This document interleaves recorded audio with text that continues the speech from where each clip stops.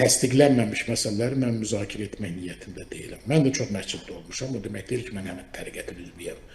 Bu bir. İkincisi də ki, cənazə namazına media əhlinin buraxılmaması bu ölü sahibinin istəyidir və buna çox böyük sayğı ilə yanaşmaq lazım. Niyə? Mən özümdən danışıram. Mən, siz kim bilməsə də, dostlar, tanışlar, o cümlədən də jurnalistlər, o cümlədən də siz bilirsiniz ki, şəxsi həyatım tabudur. Mən şəxsi həyatımı açıqlamağın qətiyyən əleyhinə olmuşam həmişə. Bu mənim seçimimdir. Təbii ki, insanlar əksəriyyəti mənlə razılaşmaya bilər və haqlı da olurlar. Amma bu mənim xislətimdir, təbiətimdir. Şəxsi həyatım barədə mən danışmağı sevmirəm.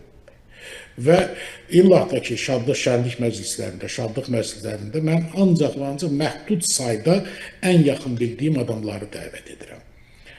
Və burada da bu dəfn məclisində ölü sahibi, ölü yiyəsi nə deyirsə odur.